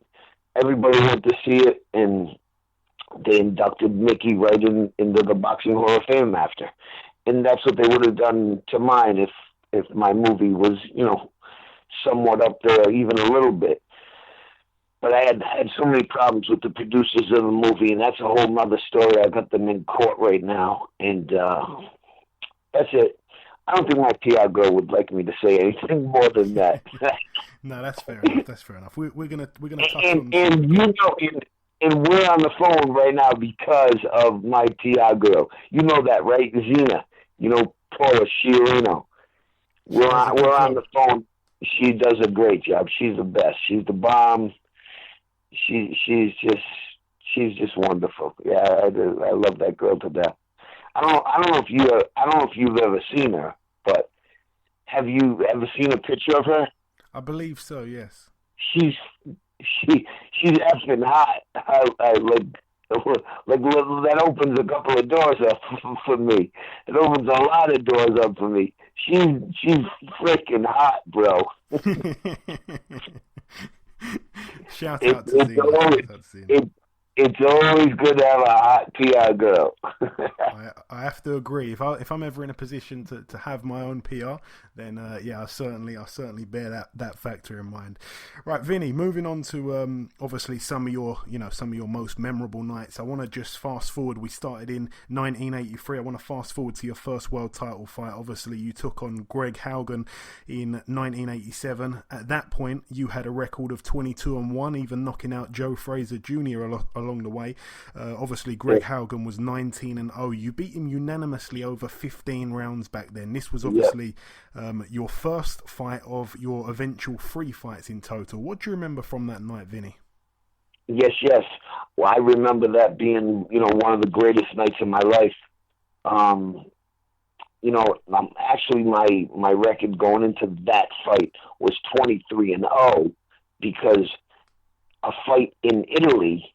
Italy was all messed up. Their commission was not like it should have been. I got headbutted in a fight in, I believe it was, let me see, I fought in Riva del Garda, and I think my next fight was in Rome. But I got headbutted with some dude. I was beating him, and that's all they told me about him is just watch his head, Vinny. He's a billy goat. So, he got me, and he got me good. Eyebrow to eyebrow, I got cut. And they finally stopped the fight in I think the 4th or 5th round, somewhere around there. And it got awarded as a no contest. And then it went down as a loss as years went on. But, it really makes no difference, in the big scheme of things. It means absolutely nothing. But my first fight with Greg Haugen was a memorable one because it was fought on NBC, on the Wide World of Sports, during the day when there was only 3 channels. There was only ABC, NBC, and CBS, and some people would hook up an antenna, hook up a hanging. A clothes hanger to the back of their TV, and they'd get a UFA, they'd get a VHS or UHF channel. So it was a big fight, and I beat him. I was sick as a dog the day that I fought him because I couldn't make the weight. And when I finally did, I just, I started eating like crazy, and that day, the day of the fight, was when the weigh-in was. So I was sick as a dog, crazy, like how I fought. I have no idea how I did it. But amazingly enough, I was losing after the 12th round, which in today's day and era, I would have lost the fight. I would have lost the title. I won the fight in the 13th, 14th, and 15th rounds. I rallied back, and I beat his little stupid ass. And we had a rematch. And in the rematch, I thought I was going to kill him because I had so many problems in the first fight, and I beat him in the last 3 rounds. So I figured I was going to just tear him apart. And I let my weight go, and I just, drank too much liquids closer to the fight. I literally was 13 pounds over the day of the weigh-in. The day of the weigh-in, I was 13 pounds overweight, and I was just horrid, horrid. And I knew I had nothing in the fight, and he fought a great fight, and I lost that one. And then in the second fight, he agreed to let me come in at 142, which was a disaster on his part because I came in at probably around 152, and I just cleaned his clock. In the third fight, I beat him easy. He didn't even touch me. I don't think he hit me twice in the third fight. And funny enough, oddly enough, the thing I remember about that mostly is I felt good. I was looking good. I was all tanned up. And in the front row was the president of our country, of the United States. Donald Trump was sitting with Evander Holyfield in the front row. It was memorable, very memorable because of that, and because 2 out of 3 I beat that little punk. Yeah, I want to try to. I'm sorry, but did I tell you that I hate Greg? How did I mention that first? I didn't guess that you were best of friends having 3 fights. Yeah, no, it's not even because of the fights. He's just a little twat. I can't stand that kid. I'll choke him out if I see him anytime in the near future, believe me. Let's hope you don't see him. Right, obviously, after the first fight, obviously you won the first fight, you had the rematch, you lost the second fight. I just want to knock it back a tiny bit. You went on to fight 2 other guys after losing to him. You knocked both of those guys out before taking on Roger Mayweather for the WBC World Super Lightweight title at that time. Now, ultimately, you lost that fight over 12 rounds, but immediately after the fight, you collapsed and were rushed to hospital. You nearly passed away that night, right? Yeah, that was a bad night, boy. You know, and in that fight, I just think of my dad, because if my dad wasn't with me, we wouldn't be talking right now on the phone. You know, I got lucky. My father was a great man, and he was always by my side as much as he could be, anyways. And I was on the table in the hospital. They had 2 IVs in me, 1 in each arm, and I can remember thinking, you know what? I just got beat by Roger Mayweather. I literally was beating the tar out of Rocky Lockridge, who knocked out Mayweather. They took me as the sparring partner for Rocky Lockridge. I was beating his butt every day. And Rocky knocked out Roger Mayweather flat, knocked him out. And so I thought I was going to beat him easy. I was trying to make the weight. I couldn't make the weight. It was killing me. So I lost the fight, and it was the first time I got put down on my ass, and I just couldn't believe it. I was literally so humiliated. I couldn't believe it. And I was at the hospital, and I just thought, you know what? I'm gonna die. I don't give a shit. I lost the fight, and everyone was at the fight because I was the co-feature to Sugar Ray Leonard versus Daniel Lalonde for the light heavyweight championship of the world, and of course Sugar Ray Leonard won. And so many celebrities were at the fight, and I was just so embarrassed that he put me down and beat me. I couldn't do anything with him. I remember the fight being like a bad dream. Like when you try to hit somebody and you can't, or it just don't hurt. That's how I remember that fight. I was so drained, and I was going through white clouds, bro. Honest to God, I saw myself going up through clouds, up and up and up, and I'm not a very religious person, but I was floating up higher and higher through white clouds, and it felt great.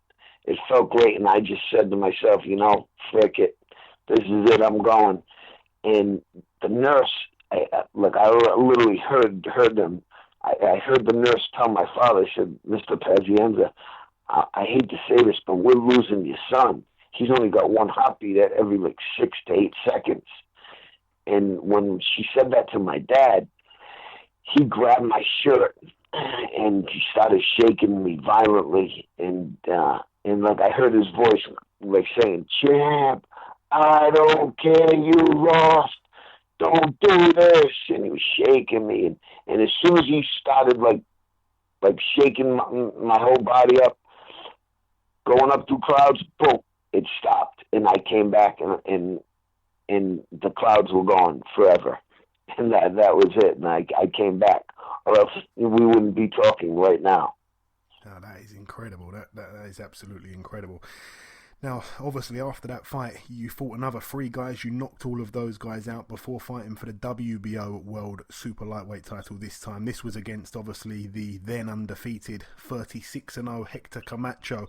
Unfortunately, you came up short once again there. Now, how good was Hector Camacho, Vinny? Because people tend to forget how good he was. All in all, he was only he was a professional for almost 30 years, which is insane.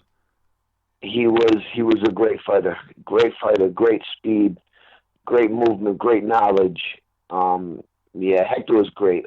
I'm kind of sad that he's gone now. He was a hot ticket, but he loved those drugs. He loved those drugs. That's how he lived. That's how he died. And there's nothing you can do about it. But people are who they are, and that's it. And he just loved the party. He loved that cocaine, and it killed him in the end. Because he was having to sell it, and doing it and taking it and selling it, and it finally caught up with him. He was a good guy though, Hector. All in all, to be honest with you, and crazy. Who's not? But he was a great fighter. He could fight. He could fight. That dude was fast as lightning. Fast as lightning. One of, if not the fastest fighters I ever fought. Between him and Roy Jones, it's a toss-up. But, oh, my God, Hector was so fast. And on top of it all, he was left-handed, which made him even more difficult to fight. And I think, being in the ring with him, making 140 pounds, I couldn't make it. I was weak as hell that fight. I think I would have ran him out of the ring pretty good. But he was a real slick dude, man. He knew how to fight. He knew how to move. Knew how to get out of the way. He was quite a student of the boxing game. He sharp as a tack. And he was so fast. I say it all the time. I still say it to this day. Just the other day, my friend was driving like 75, 80 miles an hour in a 45 zone. And I was like, dude, speed kills. Drop it down a little bit, bro. Drop it down. Because it's so true. In life, on the road, and in the ring, speed kills. And you say what you want, but that's a fact, Jack. Yeah, no, certainly. But no, he's a fighter that I feel sometimes when people look back at some of the great fighters, they kind of forget to mention him. He was such a good fighter. Yeah, absolutely. At one point, he was the dude everyone wanted to watch on TV. Even though he was very slick with his movement and defense, he was fast as lightning. People still wanted to see him. Even when they talk crap about him, people still wanted to see Hector fight. He was a good fighter. Absolutely. And obviously after losing that fight, that is when you took on Greg Haugen for the third time. This was obviously best out of 3. Going into the fight, it was 1-1 between you guys. And this time you beat him over 10 rounds, finally putting the rivalry to bed, but obviously you've still got feelings about that. But how good was it to get the win there, to kind of shut the book on that one? It was awesome. It was one of the greatest, best nights of my life, because I hated that little maggot then. I hate him more now. I beat his ass. He didn't even touch me. He barely hit me through the whole fight. My defense was super. I was moving. I was boxing him, hitting him with combinations. I was showing out on him. I put on a show for President Trump. It was one of the coolest fights of my life. And then afterwards, he's still talking shit that, I won the fight. They gave him a break. What? Come on. Like, what a little baby. If you're going to beat people up in a ring, if you're going to be a fighter and you're going to knock people out, you're going to beat people up, then you better learn to accept it when you get knocked out or beat the beat the tar out of. You better learn how to accept it. And he never learned how to accept it. Yeah, okay, but no, it was obviously it was good to shut that little chapter up there. Yeah, obviously after that fight, you went on to take on Loreto Garza. Now, you were disqualified in round 11 for that. I was watching it the other day. I don't know if you'd done anything previous to well, it looked like you tried to body slam him, Vinny. Why'd you do that? Because I was so frustrated and I couldn't get to him, and I hit hard, and when I hit hard, I hit people, they get hurt, and just making that weight just made it like a bad dream every fight. Like you can't hit somebody. You got all this power, and you try to hit them, but it just don't land. It don't have no speed on it. It doesn't connect. And it's just so frustrating, man. So I finally said, fuck this. I'm sick of this shit. And I literally picked him up, and I was going to throw him over the top rope. But, I didn't, and I got disqualified anyways. And Loreto's a really good guy. I've become friendly with him. Real nice guy. And he was a great fighter. Like most guys in boxing, most fighters that fight with a lot of heart, that are tough guys, are good guys outside the ring. Loreto's a good guy. He's a good dude. A stand up dude. I wish he lived in Rhode Island. I'd be hanging out with him. Yeah, that's cool, man. That's cool. It is that. I've spoken to loads of boxers over the years, and yeah, you're right. Some of the toughest guys are some of the nicest guys. Now, obviously, after that fight, Vinny, you decided to move up not just one but two weight classes because, you felt that you were just killing yourself to make that weight. Is that the reason why you moved up, two weight classes, which is pretty unheard of, really, to go up two? Absolutely, yeah. And I only did it because I went with Kevin Rooney. And I went to Kevin Rooney's gym in Catskills. I drove from Rhode Island, and I boxed his best middleweight. And I beat the tar out of this guy. Like, I gave him a boxing lesson. We were slugging. I was beating him, punch for punch. And, he was hitting me with bombs, and I wasn't moving. And I was hitting him, and I was hurting him. And literally, we were going to go 6 rounds. He got out of the ring after the 4th round with me. Gave him a beating. That was his best middleweight. So now, after the sparring match, I do a little jump rope in, hit the speed bag. I do some push-ups. I do some sit-ups. And I jump on the scale, and just like in the movie, like in Bleed for This. The movie was good, and it was kind of spot on. It was a lot of things that happened. It was reality, the movie. But pretty funny, though, because I can remember it, and it cracks me up because you're getting a boxing mindset, like the Duvas, like it made me believe that I had to stay at lightweight. Like I had to stay at 135 pounds or it would be over. Like my boxing career would be over if I didn't stay at 135 pounds. That's where I had to stay, which is ridiculous. Guys grow up, guys turn into men, kids go into manhood. You get muscle, you work out every day, you pack on muscle's heavier than fat, heavier than no muscle. And of course you gain a little bit of weight. I've been kept down in weight since I was at the Olympic Training Center. So anyways, when I met with Kevin Rooney and I went down to box his middleweight, gave him a beating, and then I even worked out a little bit more after. I was drenched. I was soaked. I had to lose. I don't know, somewhere between 5 and 10 pounds. So, anyways, I'm ready to get on the scale, and I have literally nothing on me but a little pair of bikini underwear. And Kevin says, "Come on, Vinny, get on the scale." I said, "Well, what are you doing?" He said, "What do you mean, what am I doing?" I said, "Move it up." He said, "Why?" I said, what do you mean why? I'm not fighting. That's if I fight 140. I'm not 140. He says, well, what do you want me to put up to? I said, I don't know. Put it up to 160. He says 160. So he puts it up to 145. He puts in the 145. I get on, and the damn scale almost breaks. Boom! The calculator hits the top. The number. Oh my God! I'll never forget it. It hits the top of the damn scale. It almost busted it. And he looks at me. He goes, "You kidding, right? You kidding, right? Really?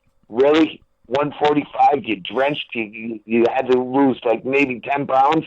145, and that's not even what you weigh." So he goes, "Let me see what you weigh. Don't move." So he goes, 46, 47, 49, 50, 53, 55, 56, and then it started leveling out around 157, 58. And he goes, he just shook his head. He goes, this is effing ridiculous. He said, "You got to be kidding me, right?" And that's what made me move up a couple of weight classes. And it was the greatest thing that I did in my life. And figures like literally, I'm so lucky I did not die in any of those earlier fights because dehydration's it's a bad thing. When you went to Kevin Rooney, was that before or after the Ron Edmondson fight? That was immediately before, because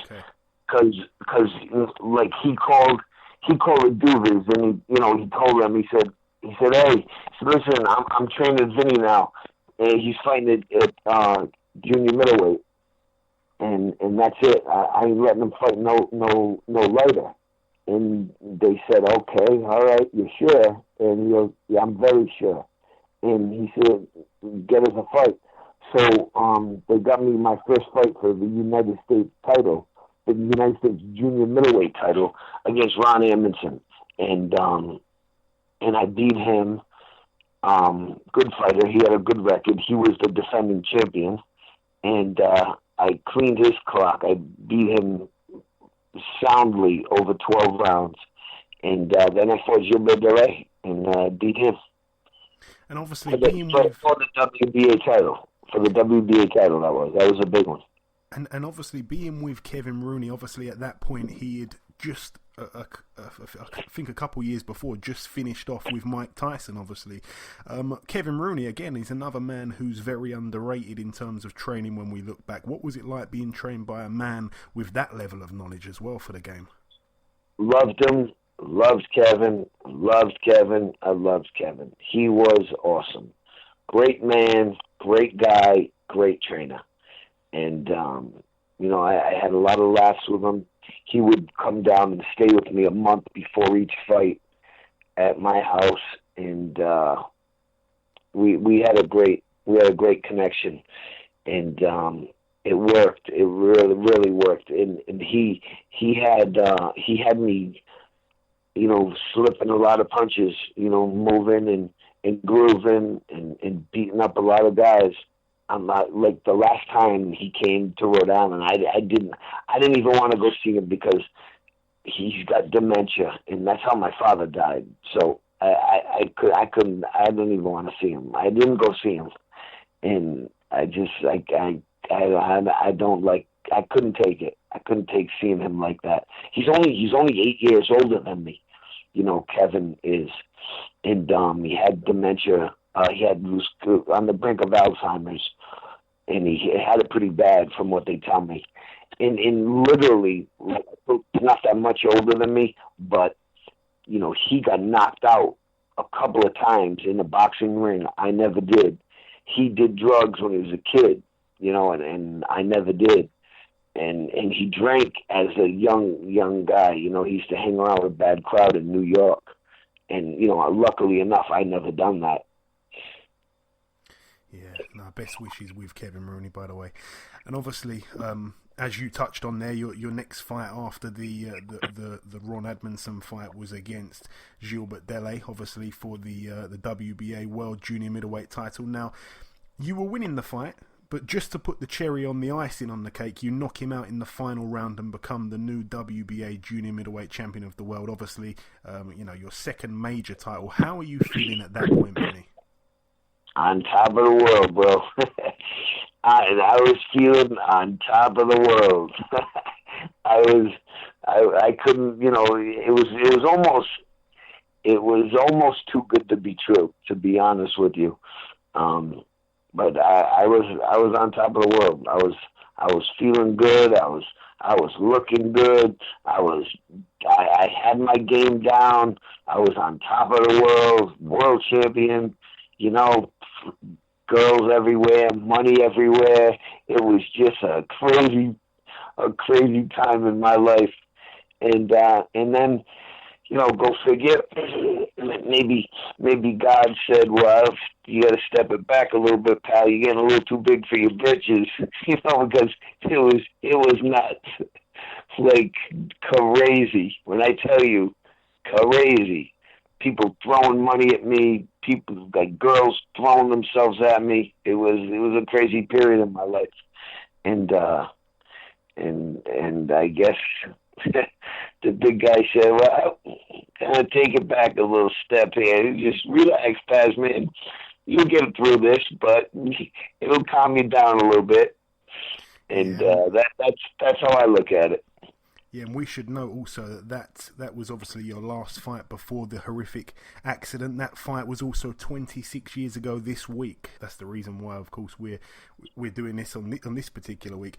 Now, here is where things obviously. Hey, they nicknamed that fight, like, I think of it every time October 1st comes around, because that's when I won the title. They called it October Fist. It was on October 1st. Yeah, no, it's pretty cool. They called it October Fist. Yeah, it's pretty cool. It is pretty cool. Now, obviously, here was where things went from amazingly good to rock bottom bad, really. How many days or weeks was it after the fight where you were in that life-changing car crash, Vinny? It was a couple weeks later. I think it was about 3 weeks later, around 21 days. And obviously now your movie's out, your movie mainly being based on the accident. Your movie obviously is entitled Bleed for This, and for your UK fans, they are lucky enough that the film's on Netflix in the UK, which is the same place where I watched the film. So the film itself, you will see many of the things in the film that I've mentioned already during this interview, along with the horrific car crash and of course the miraculous recovery that followed that tragic event. So I'll continue, Vinny. You were a passenger of a vehicle that collided with another vehicle, and obviously the accident left you with a broken neck. You had to vacate the world title. The doctors told you that you'd never walk again, you'd certainly never fight again, and of course you had to wear a halo with 4 screws drilled into your skull. Now, I know what happens next, obviously. You disobeyed the doctor's orders, continued to work out, but surely, Vinny, there must have been a period of time where you believed the doctors and actually thought this could be it, and surely that was a depressing time for you. Depressing. The depressing is putting it very mildly. Yeah, depressing was the tip of the iceberg. It was a horrific moment in my life. Like, think about it. You wake up every day and you see 4 screws in your skull. Like it was incredible. I'm like going, come on, man, really? The 2000th century, this is what they're gonna do to someone to put screws in my head? There's screws in my skull. Like, what's going on? And I stayed so strong, and every time I looked in the mirror, I literally every time I looked in the mirror, bro, I said, what the fuck are you doing, man? What are you doing? Like, every time I looked in the mirror, what are you doing, man? And I said, whatever you're doing, just keep fucking doing it, because you're going to make this happen or you're going to die trying. And that's literally how it went down. and I got lucky, but a lot of hard work, a lot of sweat, a lot of hard work, a lot of fingers crossed, and big guys looking out for me, and made it happen. And as I said there, you obviously disobeyed doctor's orders, and unbelievably, you were in the ring just 13 months after the car crash. You then perform what many consider to be the greatest comeback of all time. You step right back in with a big puncher by the name of Luis Santana. Now, you pitched a shutout win over 10 rounds pretty much. Luis Santana, of course, ended up going on to win a world title after that. One thing that shocked me, Vinny, is that you were out of the ring in total for 14 months, and in that time, in the time out of the ring, you only gained 4 pounds. How on earth did you manage to keep the weight down so well? I was just determined to fight again, and that's it. Bottom line, I had one thought in my mind, and that was it, that I was going to be a world champion again, and I was going to fight no matter what happened, and that's it. Everything else fell into place. I got extremely lucky, but it was persistence, perseverance, determination to the max, and I made things happen. And got lucky with a lot of skill, but with a lot of hard work. And I took my chances. I rolled the dice. That was a big one. I rolled the dice. I could have sevened out at any moment, but I didn't. And of course, the journey doesn't stop there, but I'm just going to run through some of the fights now a little bit quickly. After the Santana fight, obviously, you made Brett Lally retire on his store after 6 rounds. Then you went on to knock out our very own Lloyd Hunnigan in 10 rounds.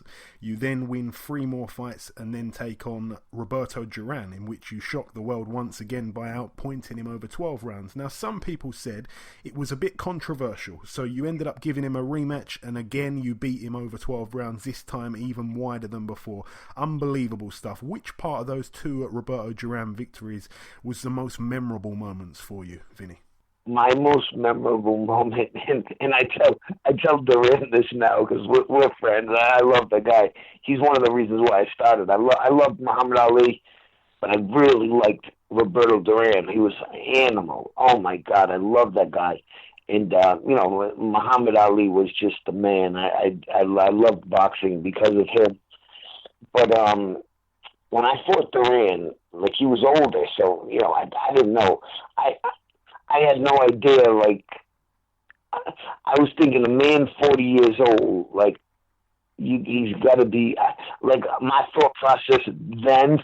Back then was he's got to have one foot on a banana peel and the other one, in the grave. So I had no idea a guy in his 40s could fight and especially stay with me, because I was in my early 30s, but I was a beast. I was I'm so immature, bro. So I didn't grow up till I was in my 30s. So I just thought I was gonna clean his clock, and I remember getting in the ring with him the first time in Vegas. I just couldn't believe how strong he was. It was amazing. It was amazing. I'd never been in the ring with anybody that hit so hard. In every shot he landed was like a thud. Boom! It was just unbelievable, because obviously he wasn't the Duran of yesteryear, because Duran was amazing and fast as lightning and tough as nails, and still to this day, when you're tough as nails, you die tough as nails. But I just remember he hit me with a body shot one time, and I went, "You got to be kidding me. Oh, my God, I got to take 12 rounds of this shit." I couldn't believe it. I literally couldn't believe it. And I beat him. He dropped me. He dropped me in the 5th round, and he hit me with a shot, and literally I didn't feel anything. But the next thing I knew, I saw canvas next to my eyeball. And that was not a familiar place for me to be while I'm in a fight. So I just couldn't believe it. So I jumped up and I went to the neutral corner and I was smacking myself on the head. I'll never forget it. And I was looking in the crowd. I had my hands on the ropes. I'm looking in the crowd, and I just remember seeing Montel Williams in the front row. And I'm looking at him, and Montel's a great guy. He's awesome. I did his show once with my mother. Real nice dude, and loved him. We went out to eat after, and he was a sweetheart. And I'm looking at him, and he's going, come on. He's got his hand up in the air, and he's going, come on, Vinny, you can do it. And I just remember thinking to myself, looking at him, I thought to myself, fuck you, Montel. you get your bald-headed ass up in there, and you go with this animal. You can do it. Yeah, it's easy. It's easy just sitting outside the ring in the front row. Yeah, like I'm dying to see him again just so I can tell him that, because he'll crack up. He's a real nice guy. And then I went back in there, and then after that round ended, I followed Duran back to his corner, and I told him, I said, I was screaming at him, yelling, I ain't going nowhere, Duran. I ain't going nowhere. And he looked at me, and he just punked me off. And he said, loco. Yeah, and that's when I knew I had him. And then that was the first fight in Vegas. And then the second fight in Atlantic City was for Donald Trump for our president.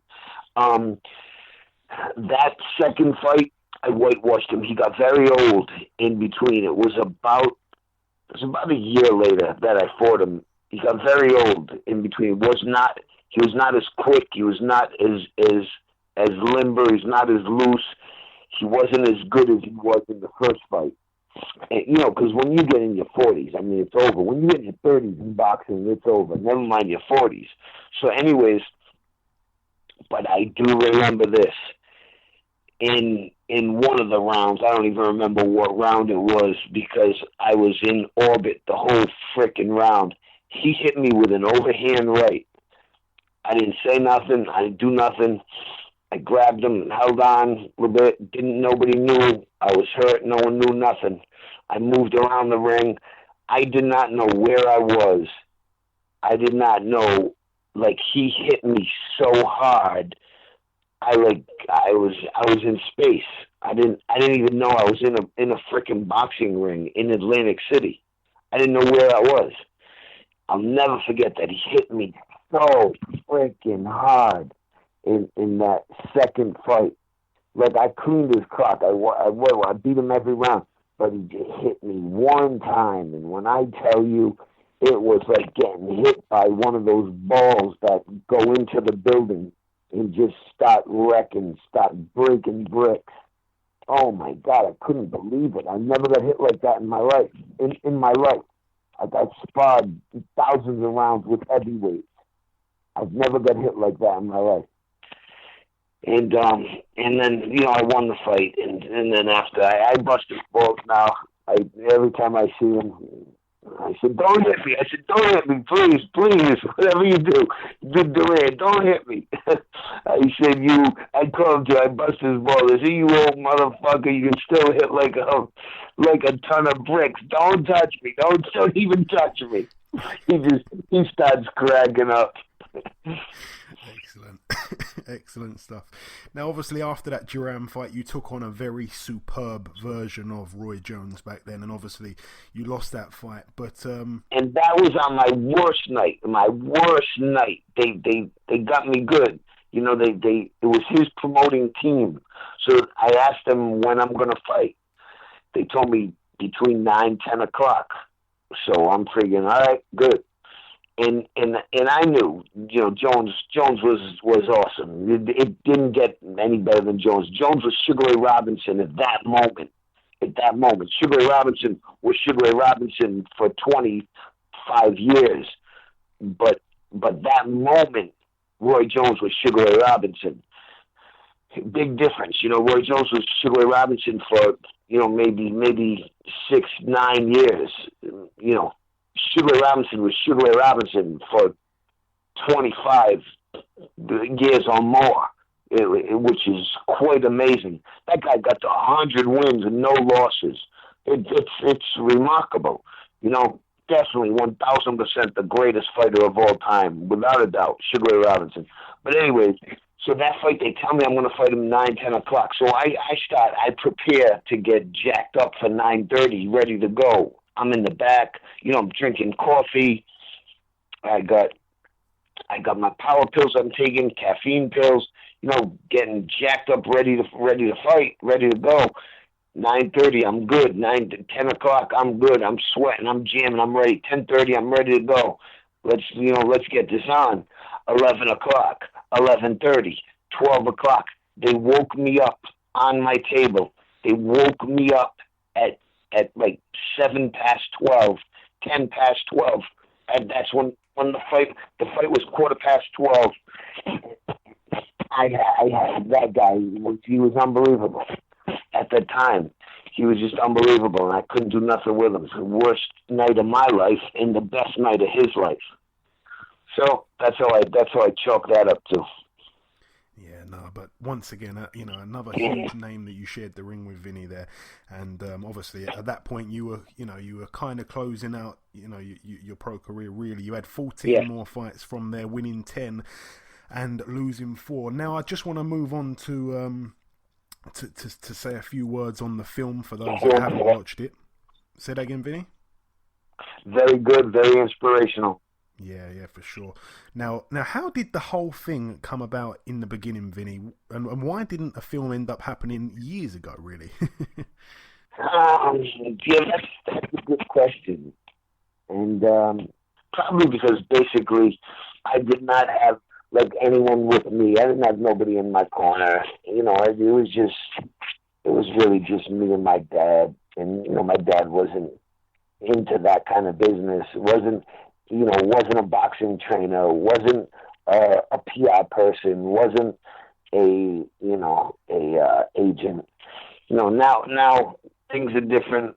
I wish I had my Zena, you know, now with me, my PR girl. Now I wish she was with me then. Things would be much different.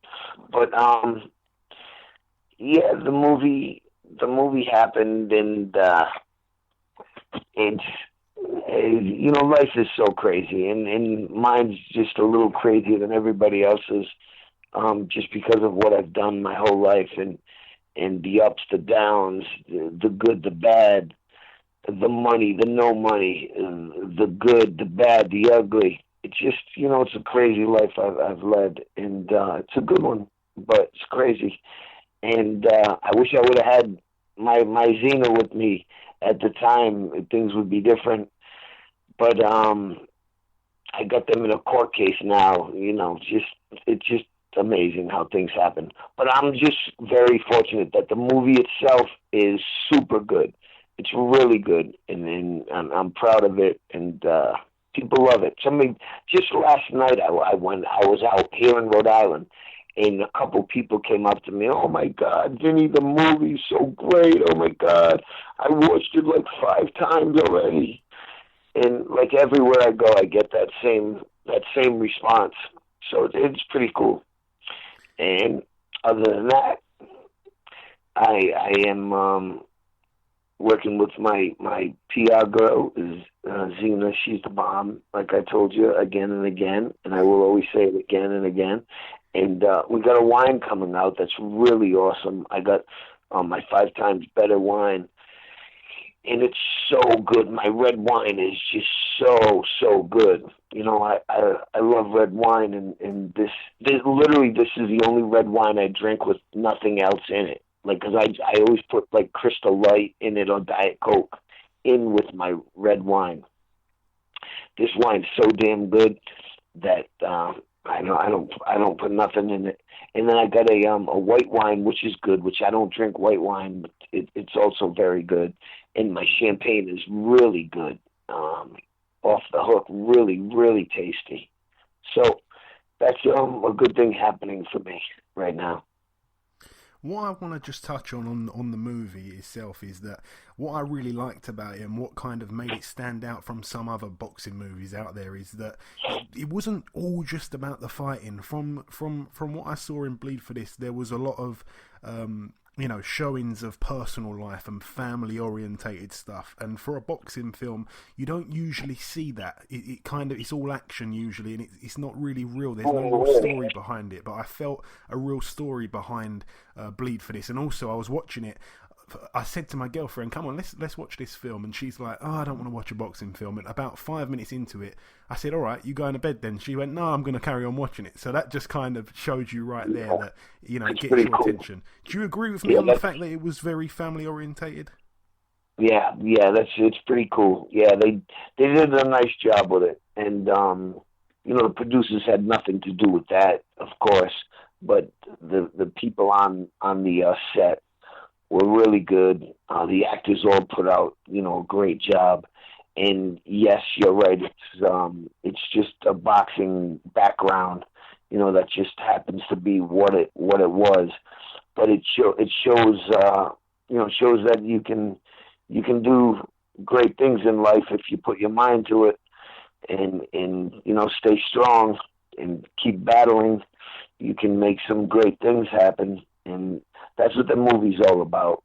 And it definitely tapped into that. It definitely had, it was to me, it's one of the greatest movies of all time. It's just a shame that it wasn't out there advertised, to be seen by so many. But hopefully we can make another run of it. I'm hoping, my PR girl is the bomb, and we're trying to make it happen again, because it's been seen by people, but so not enough people saw that movie than what really should have. And you seeing it and feeling the way you feel, exactly what I mean. Everybody should see that movie. For one reason or another, everybody. And I don't give a shit what anybody says. Black, white, poor, rich, good looking, ugly, fat, skinny, stupid, smart. Everybody goes down in life at some point, sometime. Everybody faces some controversy, faces some battle, faces some uphill struggle. And my movie, will make you keep going. It'll make you think twice. That's for damn sure. And it was good. It was good. And Vinny, I want to ask you about a couple of things that happened in the film that I wasn't aware of, and I wasn't sure if they were things that actually happened or were, to make the movie a tiny bit more interesting. Do you mind if I ask you a couple of the things? Let's go, shoot, whatever. I know that in the film, your father walked out of your corner. Did that happen in real life? No, that was strictly for the movie. Yeah, no, that's fair enough. And obviously, when you returned to the gym after the crash, in the movie, they played it out that nobody wanted to spar you, and when someone eventually did spar you, you were dropped in the first spar back. That was 90% the truth. Okay. Yeah, nobody wanted to box me, because, other than what some people think, I'm a pretty good guy. And I make friends with everybody. Nobody wanted to break my neck again in the ring, so no one would take the challenge. And then finally, literally, I got a buddy of mine from Fall River, Massachusetts, who's a great fighter. His name's Ray Oliveira. And he says, come on, Vinny. He says, I'll spar with you. And we got him to box with me, and it was a good fit because, Ray was not a good puncher, but he was a real fast, good fighter. And he didn't want to hit me in the beginning, too, so I started banging on beating the tar out of him. And then finally, he started going back at it, and we went at it. And then after the second round, I went back to the corner, and I high-fived Kevin Rooney. I high-fived my father. And I said, we're back. We're back, bleepers. We're back, bleepers. And obviously, I wanted to also ask you, because you had the halo on your head for, I think it was about 3-4 months, something like that. How were you able to sleep at night with that thing on? Not. let me just say, not well. I did not sleep well for those months of my life. Oh my God! It's almost like I almost want to say to you, like, dude, really think about it. Put a screw in your skull and try to go to bed. And obviously, drill a screw in your skull and then go to bed. Yeah, go ahead. See how you sleep. And obviously, earlier this year, Vinny, you toured the UK. Will you be back in the UK anytime soon at all, or are you touring anywhere else? Yeah, I really hope I will be back in the UK, because I love the people there. You know, it's a great boxing country. You know, there's a lot of history, and they love the boxing. They really do. I got so many fans over there, and I respect it and appreciate it so much. Yeah, I really plan and hope to come back there real soon. And also, coming down to the last couple of questions now, Vinny, how many countries is the film being shown in? Because I know that recently it was released in Japan, if I'm not mistaken. I think it was released in Japan, China, Italy, the UK, and even other places that I'm not even sure about. But the rat bastard producers that are on the set, like, don't even tell me. I don't hear from them. You know, it's almost like a joke.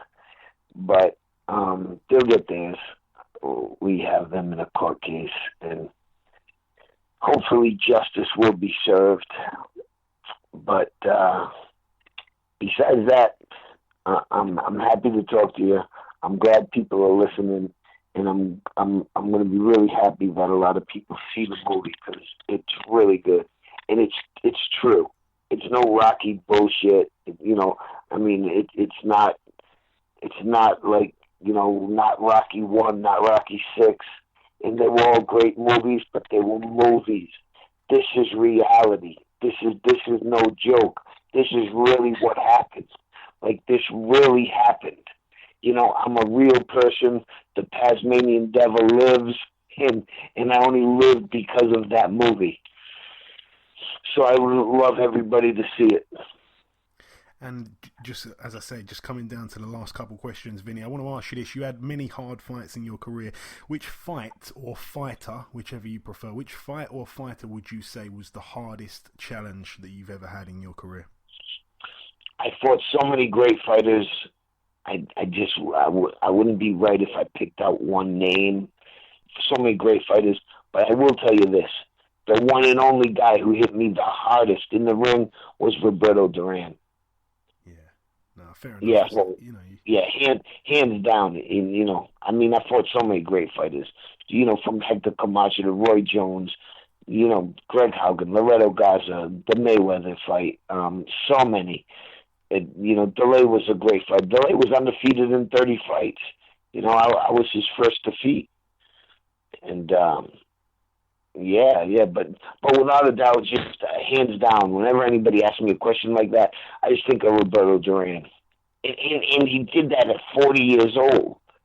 You know, oh my God, I can only imagine what he was like at 27. And also a question I want to throw at you, Vinny. I like to ask this question to everybody that we speak to from overseas. I'd like to ask you your favourite UK fighter from any era, Vinny. Who would you say? They can still be boxing now. They can be long retired. I used to like Nigel Benn. He was a badass, and I wanted to fight him at one time, and I thought it was going to happen. But and I only wanted it to happen because just the name of the fight would have been like phenomenal. Like, listen to this. The Doc Destroyer versus the Tasmanian Devil. Come on. Really? That's like an after-school special, like with Godzilla. He's actually, funny enough that you should mention him, he's actually got a son who's boxing now. He's only had about 8 or 9 fights. He's actually fighting this weekend. His name is Conor Ben. So can't be as good as Nigel. Nobody thinks he will be, but best of luck. Never happened. Yeah, wish him best of luck too. But Nigel was a badass in his day, and I really wanted to fight him because I thought I could have beat him. He was a badass. He could hit like a mule's kick. He could hit like a Duran. I guarantee that. He was close to like a Duran. Yeah, for sure. So once again, anybody listening, please go and check out the movie Bleed for this. You will see much more than this stuff that we've discussed during this interview. It's a really great boxing movie, and the acting is fantastic by everybody involved. A big shout out especially to Miles Teller for his fantastic job playing Vinny in the film. Any more that you want to add at all, Vinny, just before we let you go? Anything you want to say to our listeners here in the UK? You did a great job. It was a great interview. Miles Teller played a great part. He ain't Vinny Paz. He's Miles Teller, but he played a good Vinny Paz. And my Zena, my PR girl's the bomb. And besides that, life is okay. It could be worse. Okay, listen, Vinny, it's simply been a real pleasure interviewing you. Thank you so much for coming on. Best of luck with everything in the future. And once again, it's been a true honour to do this with a real-life legend like yourself, sir. Right on, brother. Thank you. Peace and love, and I will talk to you again, I'm sure. Okay, and this wraps up episode 103 of the BoxHard Podcast. It's been another lengthy but informative show. A big thank you to our 2 guests, the undefeated middleweight giant Alantez Fox, and of course the living legend and former 2-weight world champion Vinny Paz. I wish Alantez the very best of luck against Demetrius Andrade come October 21st. And as for Vinny Paz, I don't believe he's ever done an interview in that much detail. Boy, oh boy, did he have some stories for us. As always, it's been an absolute pleasure delivering this weekly freebie to our listeners' ears. Remember, the prediction league currently stands at myself on 5 points, Ayaz on 5 points, and you, the listeners, on 4 points. However, there are another 3 points at stake this weekend as well. We hope you've enjoyed the show, and if you have, please leave us a review on iTunes. It truly does mean a lot. We'll be back next week with another big show as always. Until next time, take care.